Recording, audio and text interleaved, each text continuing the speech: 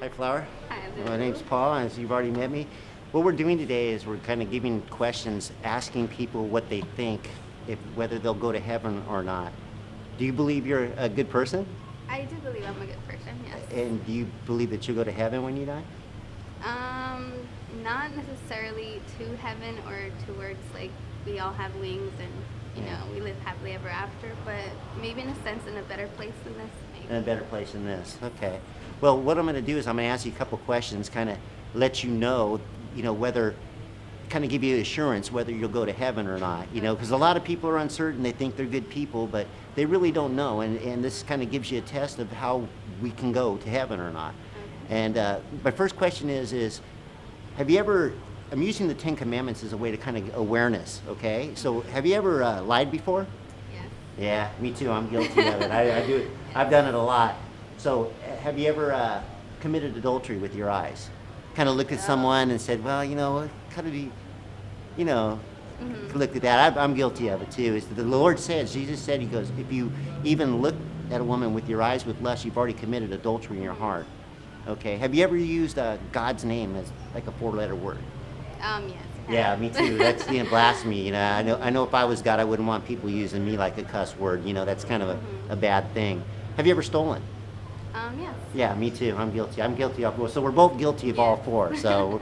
So we've already admitted that we're a lying, thieving, blasphemer at heart. And if we were to die tomorrow, do you still think that you would go to heaven or not? I believe so because I mean God forgives all, and Uh-huh. as far as you're concerned, when you commit a sin and you know you've committed a sin, and you are, what's the correct word? You are Say. no, No. you feel Forgive- guilty Yeah, about it. yeah. You honestly feel guilty, and you're not gonna want to do it again. Uh-huh. They say God will forgive you Mhm. because you know you did wrong. Well, yeah.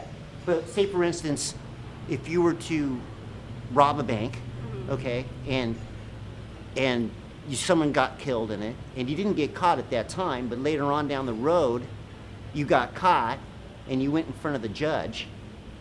Do you still think the judge would let you off, or would he make you serve your time for your crime?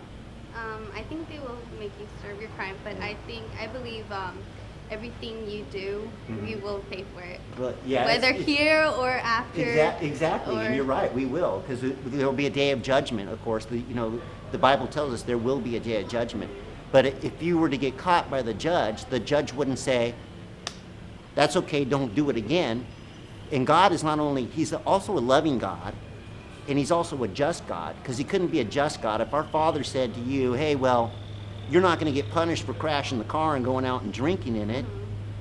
You know, here's another car." What He's going to do is He's going to punish us for what we did, what we've done. I mean, of course, I always get punished because I was a bad kid, but um, so if you were to die tomorrow, say all of a sudden, bam, you get hit by a car. And what He's done for us is what He did is, since we couldn't live by the Ten Commandments, is He sent His only begotten Son to die on the cross. That was our payment.